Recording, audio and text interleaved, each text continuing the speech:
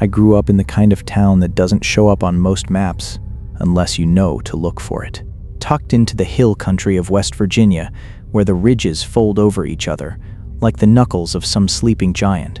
My grandmother lived at the end of a gravel road that the county stopped maintaining sometime in the 70s. And every summer, my parents would drop me off there for a few weeks while they worked. I never minded.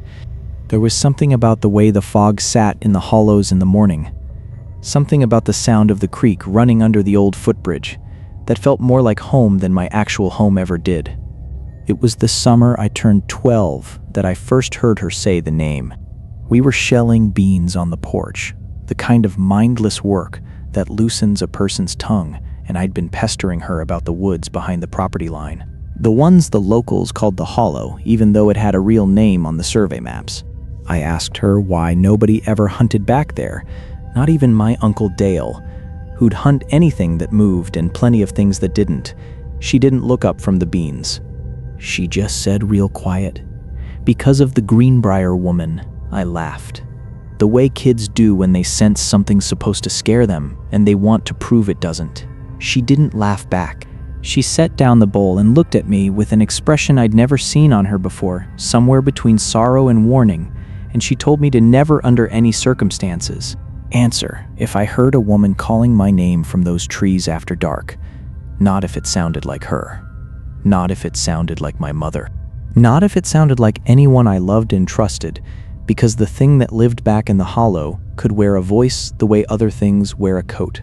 And once you stepped past the tree line, answering its call, you didn't come back the same, if you came back at all. She told me about her own cousin, a boy named Earl, who'd gone in after a calf that had wandered off during a thunderstorm in 1958. They found the calf 2 days later, perfectly fine, grazing near the creek like nothing had happened. They never found Earl.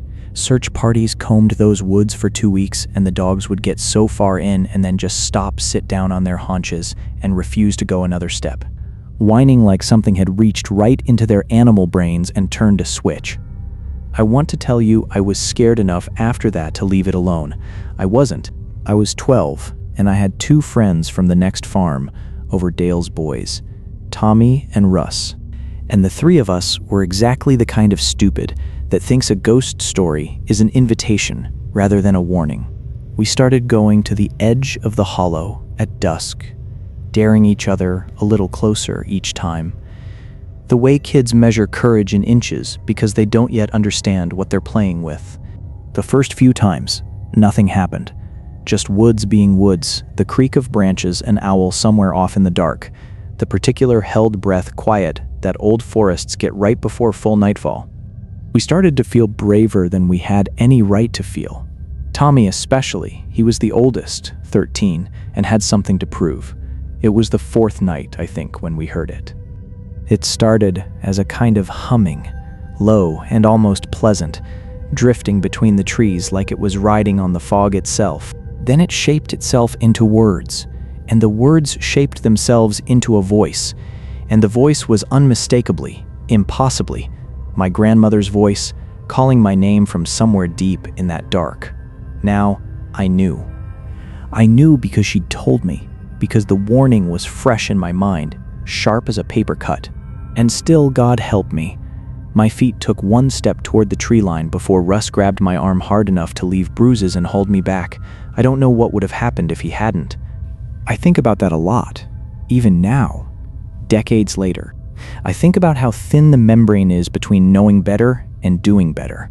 How a voice that loves you can be the most dangerous sound in the world if it's coming from the wrong place. We ran. All 3 of us, no shame in it.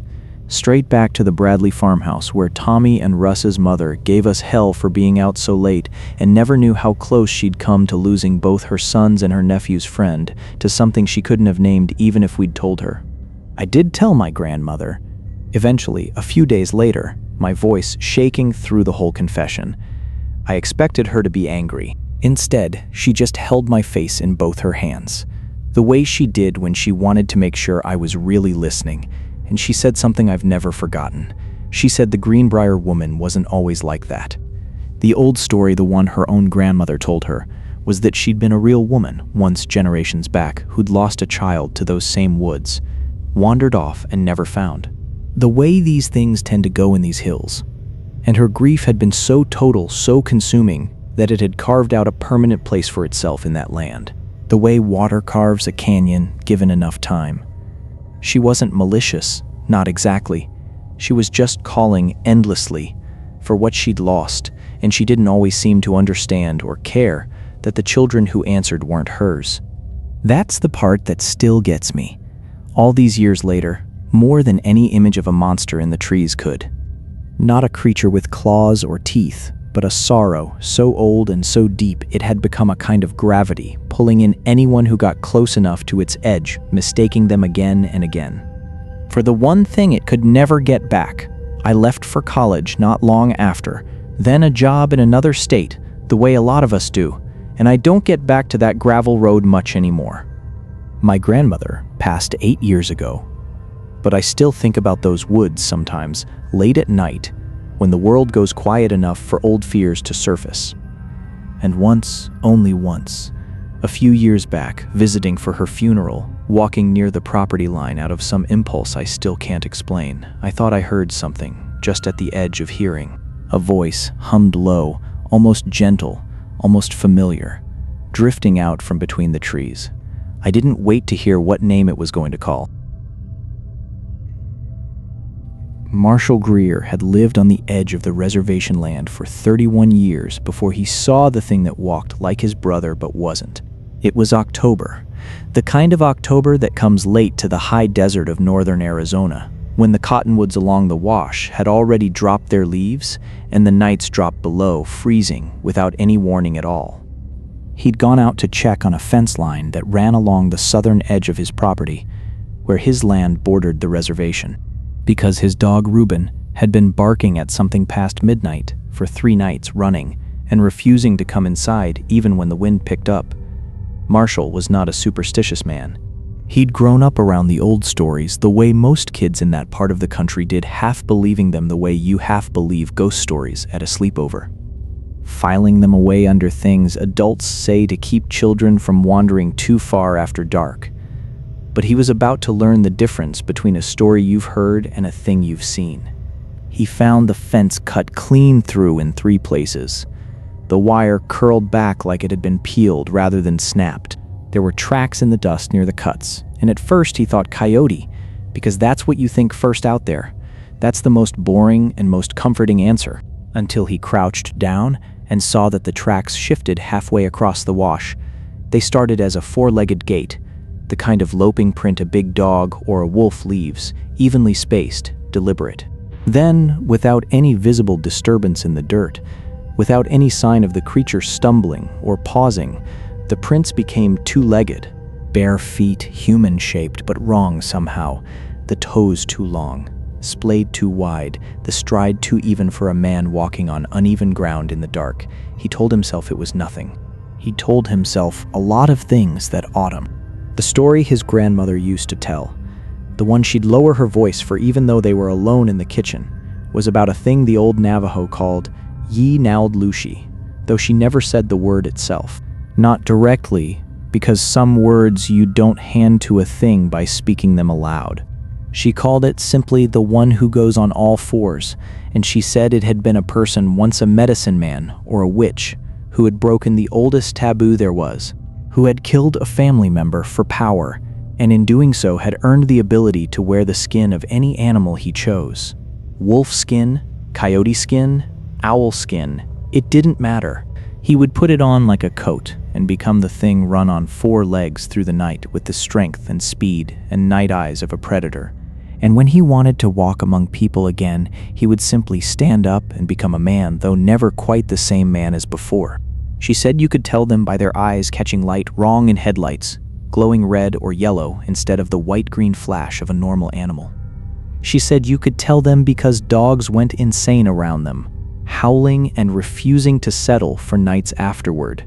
She said that if you saw one and it saw you see it, you had to never let it know you recognized it, because recognition was a kind of power you were handing over. And once it had your fear and your knowledge, both it had a hook into you that could follow you home.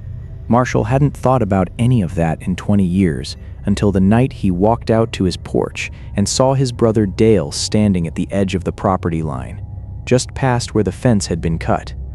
Dale had been dead for 6 years.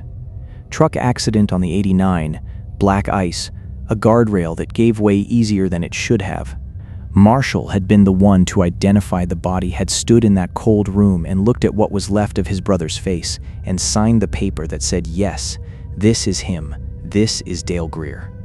Born 1979, beloved son and brother, he had buried him in the cemetery outside Tuba City with their mother weeping into a tissue that disintegrated in her hands.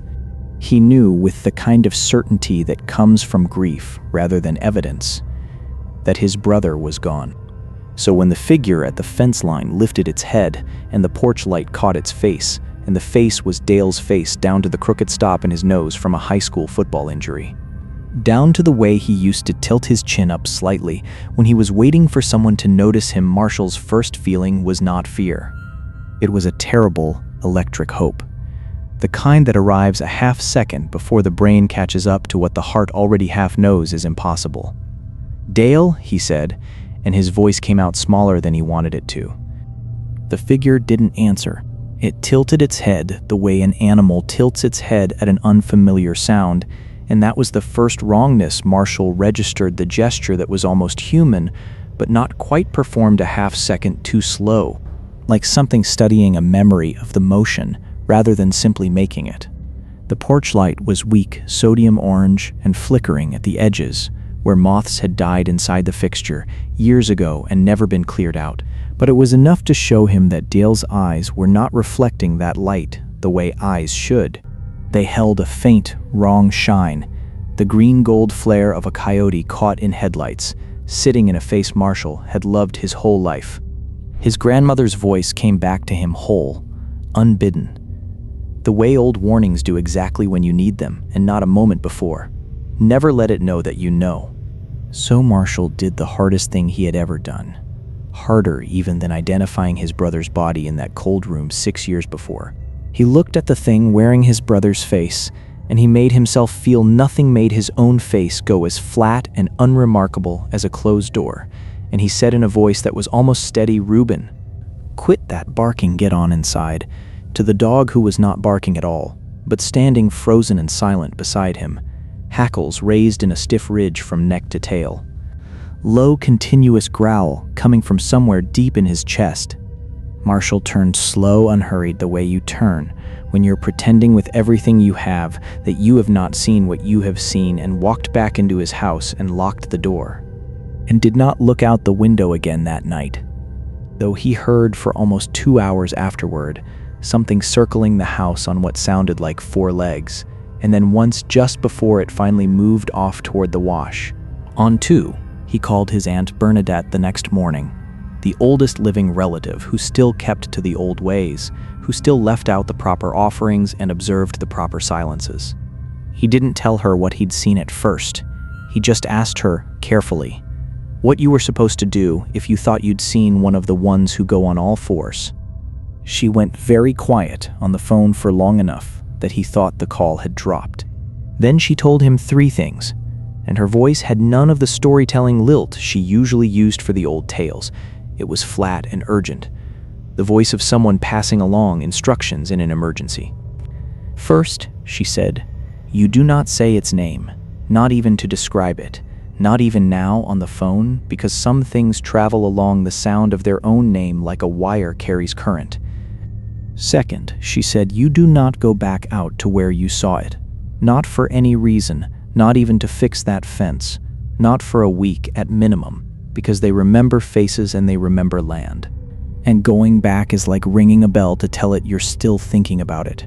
Third," and here her voice dropped lower, like she was bracing herself even to say this part, "if it had taken the shape of someone, he loved someone who had died.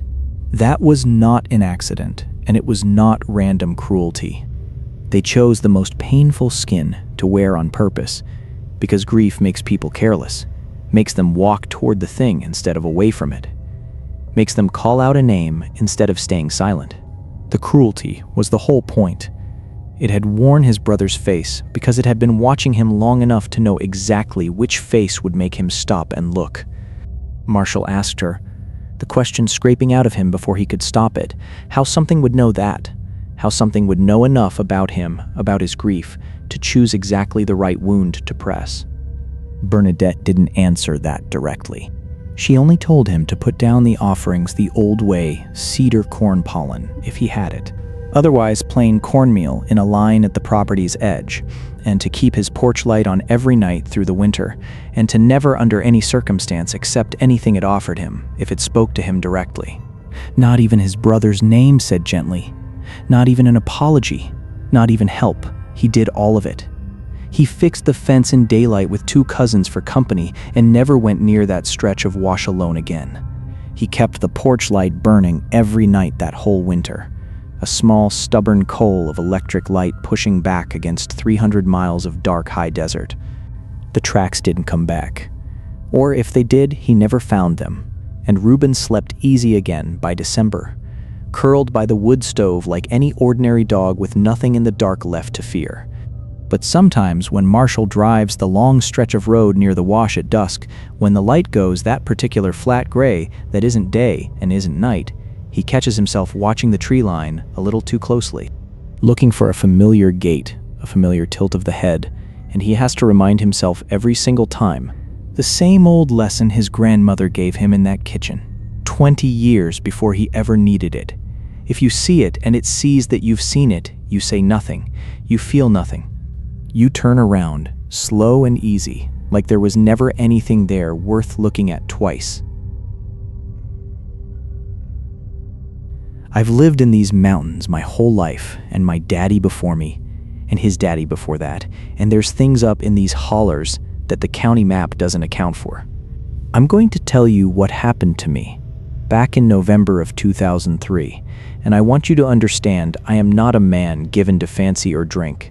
And I have never told this story the same way twice, because every time I tell it, I remember something I'd rather forget. I was bow hunting, which means you go out before light and you sit still for hours, and stillness does something to a man's hearing. It sharpens it past what's comfortable. I was up on a ridge above Sinking Creek, maybe 2 miles past where the gas line cuts through, sitting in a tree stand 15 feet up an oak that had been there since before my grandfather was born. The mist hadn't burned off yet. Everything was that gray color, like the whole world hadn't decided what it wanted to be that day. Around 7 in the morning, I heard the first knock. A hard crack. Wood on wood. Off to my left, maybe 80 yards down into the laurel thicket. Now, deer hunters know all the sounds of the woods, and a knock like that, deliberate, evenly spaced, 3 strikes and then silence. That's not a woodpecker, and it's not a branch falling. It's something hitting a tree on purpose. My granddad used to call it the knocking, and he told me when I was 9 years old that if I ever heard 3 knocks in the deep woods, I was to climb down quiet and go home, and not look back into the trees, no matter what I heard following. I didn't listen to him. I was 34 years old, and I had a compound bow, and I figured whatever was out there was a man, maybe another hunter signaling. Though nobody signals like that out of season for nothing. I called out. Nothing answered, but the knock came again. Closer this time, maybe 50 yards, still to my left, like it was circling around the base of the ridge rather than coming straight at me. Then I heard it breathe. I want to be clear about this part, because I have thought about it for 20 years, and I still don't have a better way to say it. It wasn't an animal breath, quick and shallow like a deer, or even a bear. It was long, and it sounded like it was being pulled through something too big for normal lungs, and at the end of the exhale, there was almost a hum to it low, like a man humming with his mouth closed. I froze up in that stand. Every hair on my arm stood up under my coat. The temperature actually felt like it dropped, though I know cold mornings do that to a man's skin anyway, and I can't swear it wasn't just nerves. Then the trees in front of me, maybe 100 feet out, started to sway. Not from wind, because there wasn't a breath of wind that morning. The mist was sitting dead still. They swayed like something heavy was pushing through the high branches, not the low brush, the high branches, 12 and 15 feet up, same height as me in my stand. Whatever was moving through that laurel and pine was tall. Taller than a man has any business being. I did not see it. I want you to understand that, because I have heard other men's stories where they describe red eyes and 7 feet of matted hair, and I can't give you that because I never laid eyes on the thing itself. What I can tell you is what came after the swaying stopped, which was silence so complete that I could hear my own heart in my ears, and then from almost directly below my tree stand, close enough that I felt my stomach drop into my boots, a single knock against the trunk of the oak I was sitting in. It hit my tree. I did not breathe. I did not move. I held my bow against my chest, like a child holds a blanket, and I stayed dead still until the gray light turned proper morning. Maybe 40 minutes, though it felt like 4 hours. Whatever it was did not knock again. It did not breathe again that I heard. But I felt the whole time the particular feeling of being looked at, the feeling you get in a crowded room when somebody's staring at the back of your head. Except I was 15 feet up a tree in an empty forest with nothing around me but mist. When I finally climbed down, my legs were shaking so bad I near fell the last 6 feet. I did not look at the base of the tree right away. I made myself look because some part of me needed to know. And there in the soft mud was a print, only one. Like whatever made it had been standing on one foot, or had pivoted on the other and lifted it clean. It was long, near 16 inches by my boot held up against it, 5 wide toes, no claw marks, and it sank near 3 inches into mud that hadn't taken my own boot print more than an inch. I left my tree stand up in that oak. I have never gone back for it. I have hunted that mountain my whole life, and I have not set foot past the gas line cut since that November morning. And when young fellas ask me why, I usually just tell them the deer aren't worth the climb anymore, which isn't a lie. Exactly. It's just not the whole truth. My granddad's been dead 11 years now, so I can't ask him what he knew, but I think about what he said about the 3 knocks and not looking back, and I wonder how he knew that, and how many men in our family heard those same knocks before me and just never came home to tell about it.